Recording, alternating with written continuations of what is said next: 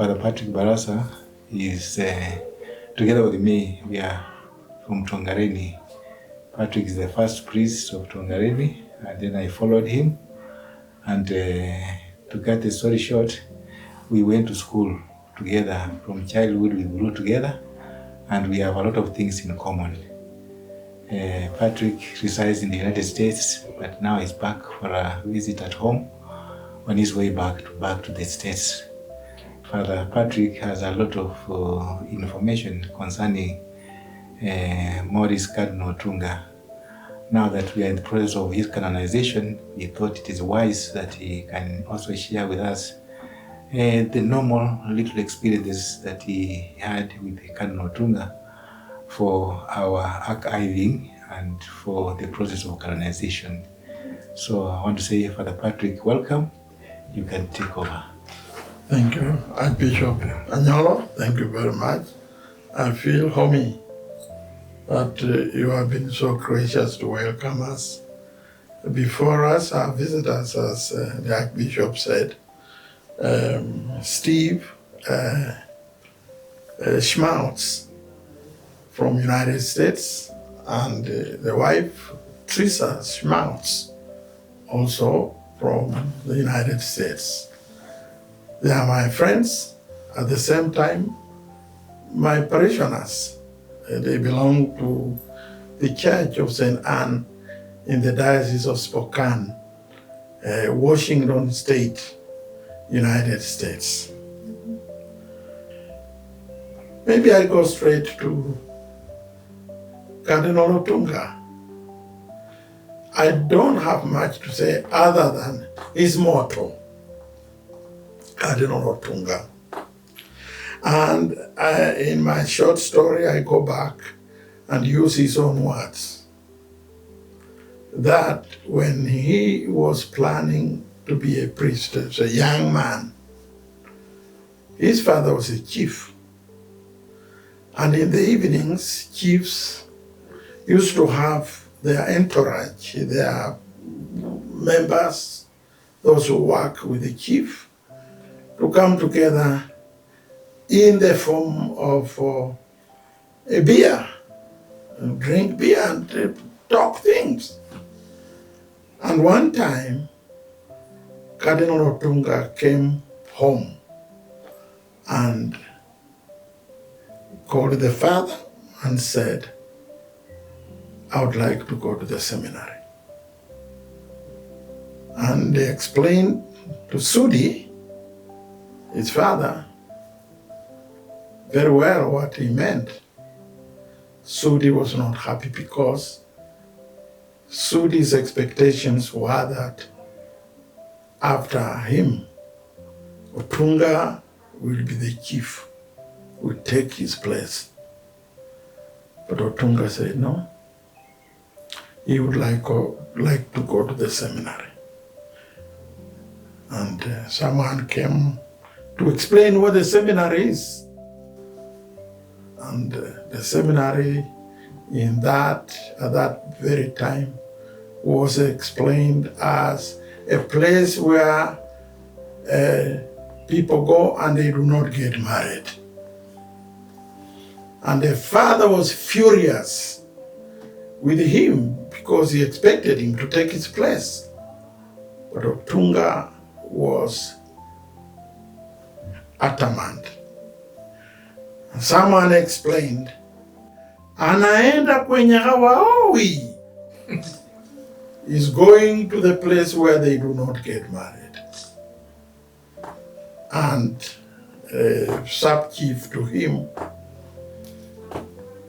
came to him, to Sudi, and said, leave this boy alone, he will come back. Leave him alone, let him go, and the time will come when he will come back home. And for sure, Otunga never came back home. He went to the seminary to pursue his studies, and he never came home. As just a normal person, came home as a priest. And if anything I would like to say about Otunga is his firmness to be what he wanted to be, to work for Christ. And that is what he did. Yes, alienda kwenye hawaoi. And that's what he did.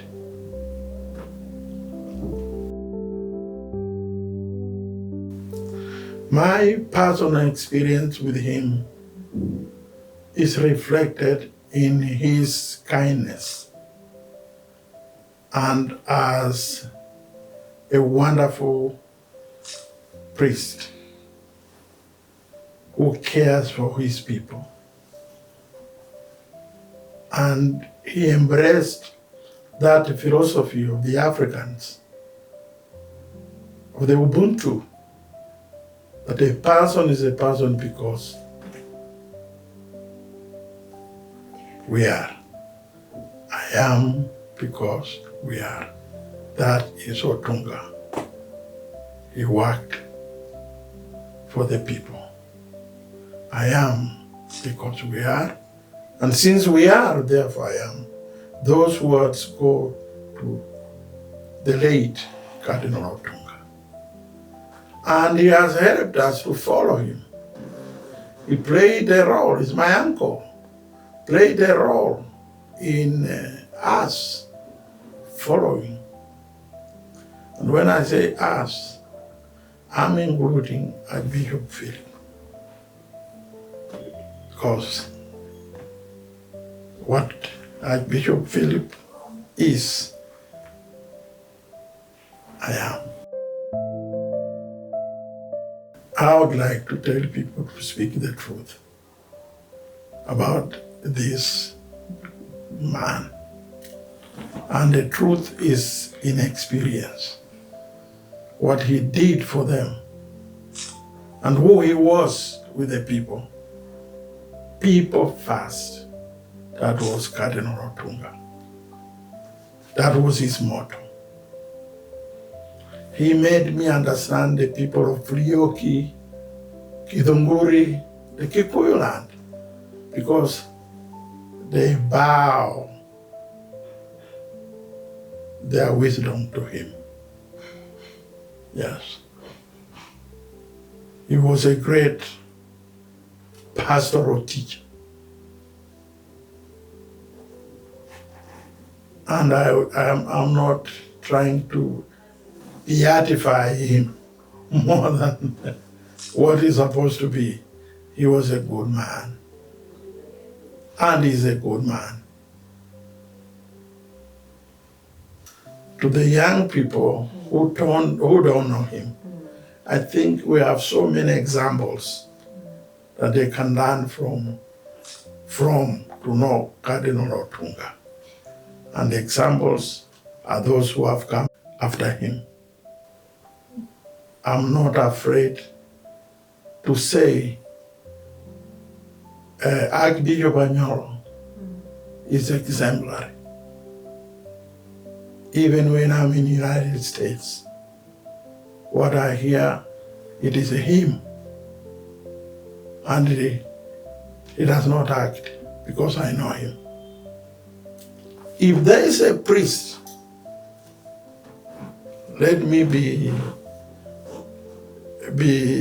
very clear,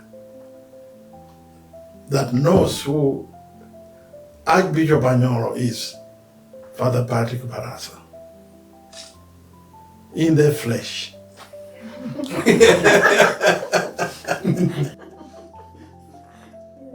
Yes. Americans as such may not know Otunga very much, but the people who have been here, diaspora people, they know Otunga very well.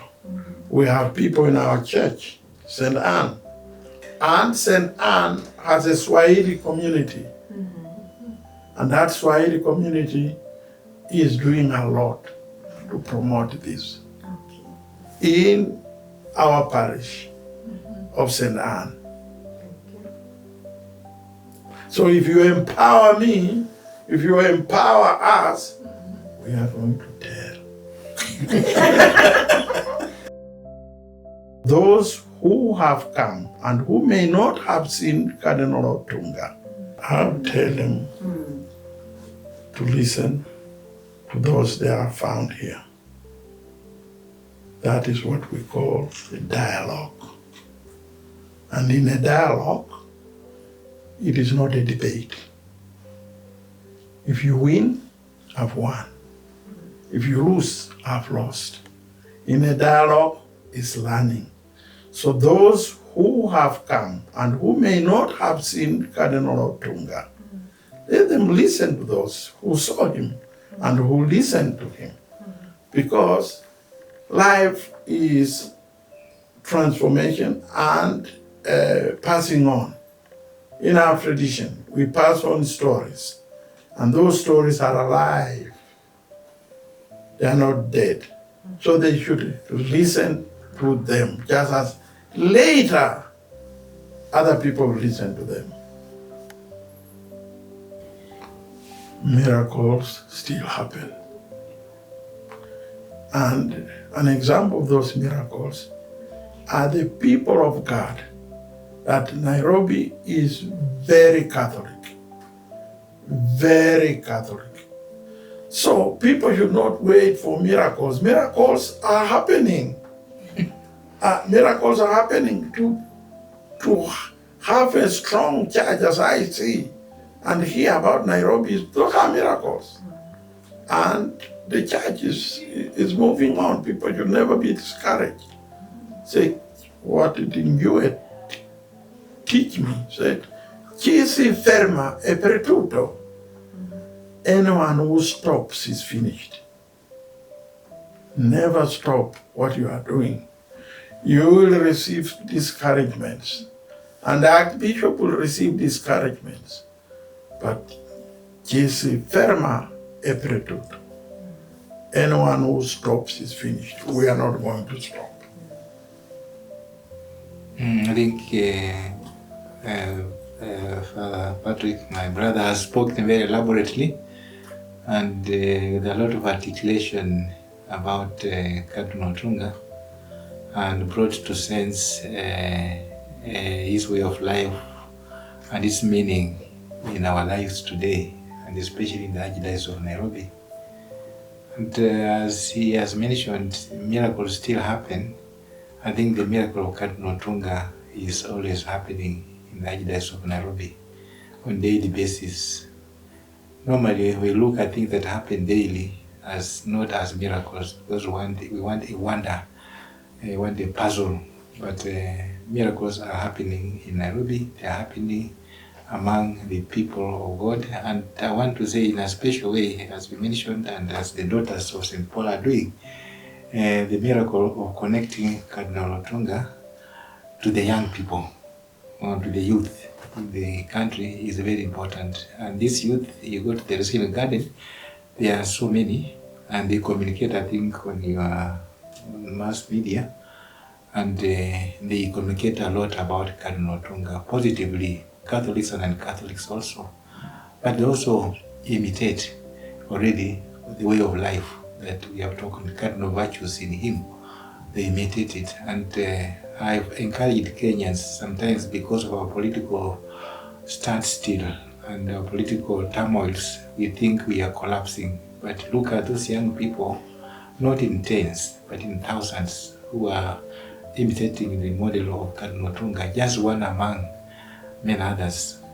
It is very important to notice that, appreciate also that the country will be stable one way or another through the intercession of Cardinal Otunga. I think one of the miracles that is going to happen again, very important, that we pray through him, through the intercessions, that we become a steadfast and stable family of Kenya, and stable families within Kenya, as we have mentioned, our youth, and above all also, we have steadfast priestly services, consecrated lives, who are ready to serve the people of God in Kenya and in the entire Church of Christ. So I want to say thank you very much, the Daughters of St. Paul, for the work you are doing, and thank you for connecting us through Father Patrick, the parish and diocese of Spokane. I was reading and I was very keen that when I opened somewhere, I saw the Bishop of Spokane. Thomas, isn't it? Yes, Thomas Daly. Thomas Daly, yeah. I said, but I'm with Patrick here and I'm with this. I said, so I was very keen to read these stories yesterday at night, and I'm very happy. So this connection already, and that you are doing a lot of good work also in the US. Along the line of Cardinal Otunga's canonization. I think it is a very, very miraculous way of doing things. Those are the miracles.